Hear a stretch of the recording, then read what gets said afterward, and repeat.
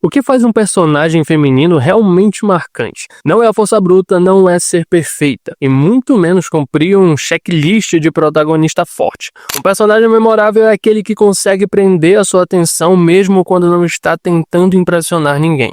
Diário de uma Apotecária apareceu meio quieto, sem aquele estardalhaço típico de grandes lançamentos, e ainda assim rapidamente se tornou uma das obras mais comentadas e elogiadas dos últimos tempos. A história conquistou leitores, depois espectadores e hoje figura entre as light novels mais vendidas do Japão. Mas curiosamente, o maior destaque da obra não é uma grande reviravolta, nem batalhas épicas ou romances exagerados, é a sua protagonista. Mao Mao é o tipo de personagem que foge completamente do padrão. Ela não foi criada para ser idealizada, nem para agradar todo mundo dentro da própria história. Ainda assim, ou justamente por isso, ela se torna fascinante de acompanhar. Cada decisão, cada silêncio e cada escolha estranha fazem você querer continuar assistindo só para entender como aquela mente funciona. E é exatamente esse tema que nós vamos abordar nesse vídeo. Mao Mao não é apenas uma boa protagonista feminina, ela é um exemplo raro de personagem bem construída, que carrega a narrativa nas costas sem precisar se encaixar em estereótipos fáceis. Uma personagem que prova que escrever bem ainda é, no fim das contas, o maior diferencial de qualquer história. Mas antes desse vídeo começar, desce aqui embaixo e deixa o teu like aqui para ajudar a divulgar esse vídeo para mais pessoas, para ajudar também aqui no meu trabalho, e também se inscreve no canal e ativa o sininho para você não perder nenhum conteúdo que está por vir. Considere também se tornar um membro para ter acesso a conteúdos exclusivos. Mas agora, bora para esse vídeo.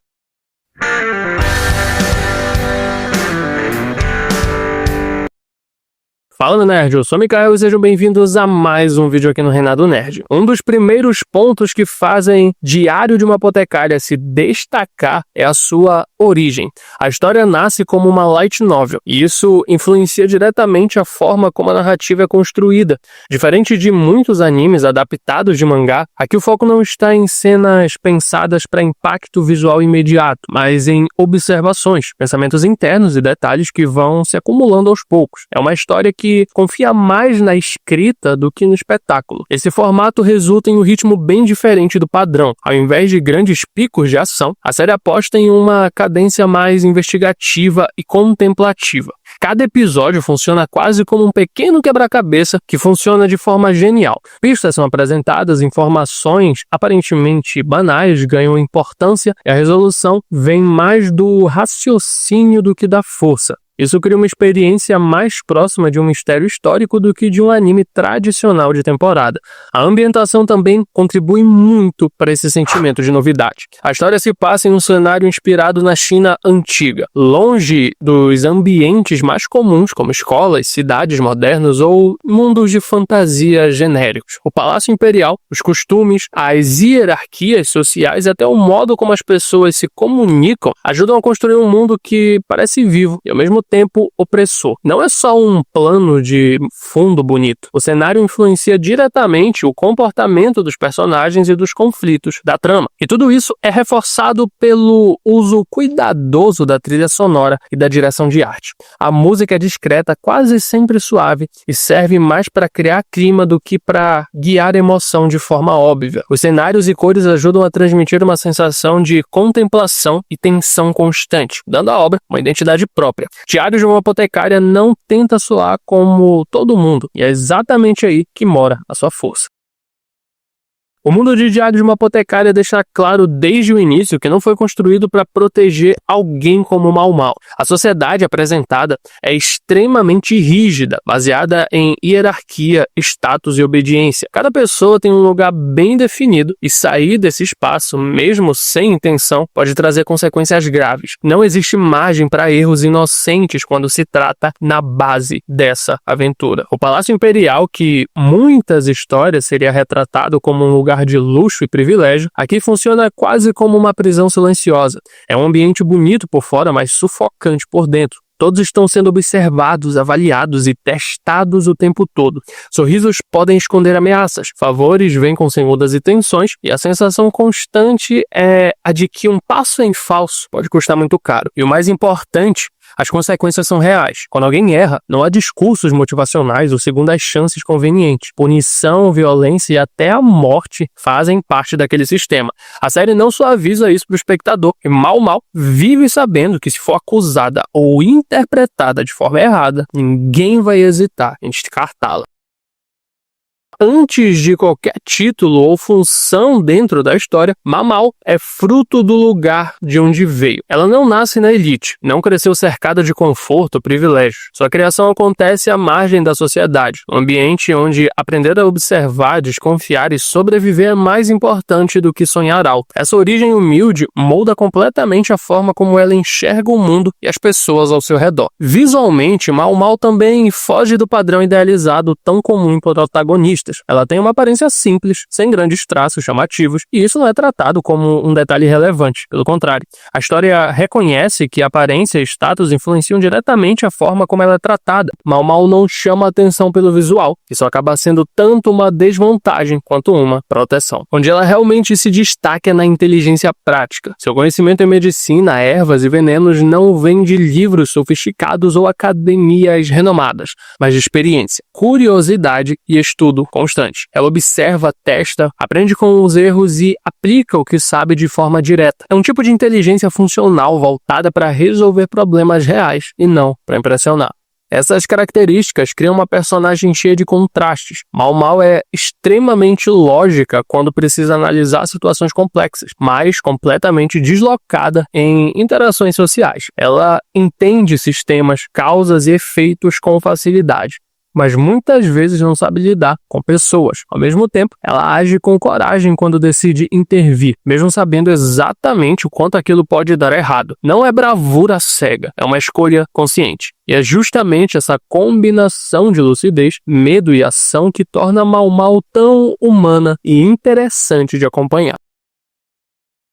Um dos maiores acertos de Mal como personagem é justamente o fato de ela não ser poderosa e nem invencível. Ela não resolve problemas com força física, não domina habilidades extraordinárias e não está acima das regras do mundo em que vive. Pelo contrário, ela é frágil dentro daquele sistema e a história nunca deixa o espectador esquecer disso. Mal erra, ela faz julgamentos precipitados, se envolve em situações que poderiam ser evitadas e muitas vezes age movida mais pela curiosidade do que pela segurança. Ela sente medo, calcula riscos e tenta passar despercebida sempre que pode. Não busca reconhecimento, não quer destaque, prefere ficar invisível dentro do palácio. Essa tentativa constante de evitar a atenção é quase uma estratégia de sobrevivência. Mas é justamente aí que mora a força da personagem. Quando Mal decide agir, não é porque ela se sente confiante ou segura, é porque não agir seria pior. As suas decisões quase nunca são fáceis. Elas exigem que ela escolha entre o risco pessoal e aquilo que considera certo, mesmo sabendo que as consequências podem recair diretamente sobre ela. A coragem de Mal não nasce da ausência do medo, mas da disposição de enfrentar. Essa construção cria uma identificação imediata com o público. Mal não parece uma heroína distante ou inalcançável. Ela parece simplesmente humana.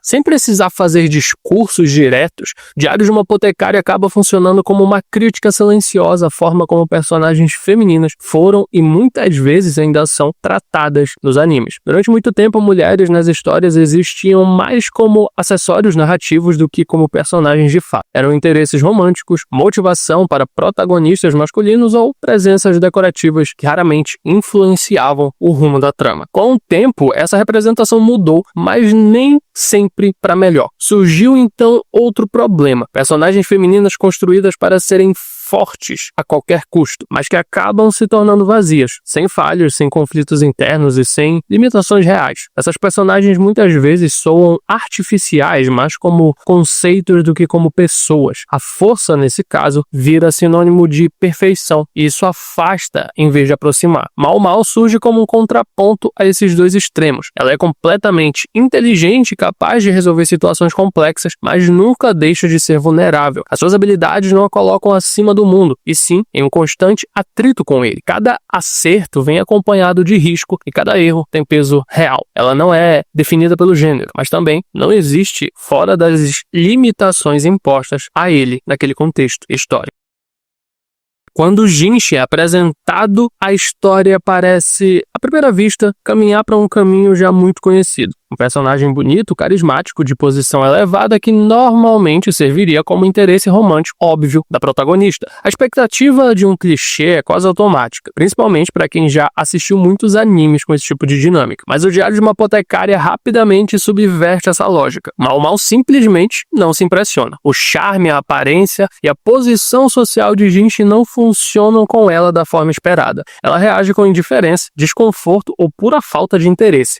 E é justamente essa reação inesperada que vira o jogo. Pela primeira vez, Jinchi perde o controle da situação. O papel tradicional se inverte. A partir daí, a relação entre os dois não se constrói em cima de idealizações românticas ou atração imediata. O que surge é curiosidade mútua. Jinchi tenta entender quem é aquela pessoa que não responde aos seus estímulos usuais, enquanto Mal Mal passa a enxergá-lo menos como uma figura intocável e mais como alguém estranho, complexo e às vezes inconveniente. O respeito surge aos poucos e através da convivência e das situações compartilhadas. O romance então deixa de ser o objetivo central da narrativa e passa a ser uma consequência natural do desenvolvimento dos personagens. Ele não guia a história, não define as escolhas de Mal Mal e não diminui a sua autonomia. Em vez disso, cresce silenciosamente, no fundo da trama, sem pressa. E é justamente por não ser forçado que esse romance funciona tão bem. Diário de uma Apotecária trabalha seus temas mais pesados através de pequenos gestos, e Mal Mal é o centro dessa linguagem simbólica. Em vez de grandes discursos ou cenas explícitas, a história mostra como a personagem desenvolve estratégias silenciosas para se proteger em um mundo hostil. Cada hábito, cada escolha aparentemente simples carrega um motivo muito maior por trás. Muitas dessas decisões não são heróicas no sentido tradicional, são práticas quase frias. Mal Mal molda a própria rotina, o comportamento e até a forma como se apresenta para minimizar os riscos. Não é vaidade e nem descuido, é sobrevivência. Essas escolhas pessoais mostram como viver naquele mundo exige sacrifícios constantes, mesmo quando ninguém está olhando. O mais interessante é como detalhes pequenos acabam revelando temas sociais enormes. Questões como abuso de poder, desigualdade, objetificação e violência não precisam ser explícitas diretamente. Elas estão implícitas nas ações que Mal Mal precisa tomar para continuar viva e relativamente segura. O espectador entende o peso daquele mundo não pelo que é dito, mas pelo que é evitado. Diário de uma Apotecária funciona justamente porque se recusa a seguir fórmulas prontas. A obra não se apoia em estruturas previsíveis, reviravoltas artificiais ou momentos feitos apenas para chamar a atenção. Ela prefere construir a sua narrativa de forma paciente, permitindo que os conflitos surjam naturalmente do mundo e dos personagens, sem a necessidade de exageros. Outro ponto fundamental é a confiança no espectador. A história não explica tudo o tempo todo e nem subestima quem está assistindo. Muitas informações são apresentadas de forma indireta, exigindo atenção aos diálogos, às expressões e aos detalhes do cenário. Isso cria uma relação mais ativa com o público, que passa a participar da narrativa em vez de apenas consumi-la. A obra também não tenta suavizar temas difíceis. Violência, desigualdade, abuso de poder e medo fazem parte daquele universo e são tratados com seriedade. Não há tentativa de tornar tudo mais leve ou confortável para agradar. Esses elementos existem porque fazem sentido dentro da história, e ignorá-los enfraqueceria o impacto da narrativa. E por fim, Diário de uma Apotecária prioriza o desenvolvimento de personagens acima do espetáculo. Não são batalhas grandiosas ou cenas chamativas que movem a trama, mas decisões, diálogos e mudanças internas. A história avança à medida em que entendemos melhor quem é Mal Mal e como ela reage ao mundo ao seu redor. E é essa escolha que faz com que a obra permaneça interessante do começo ao fim.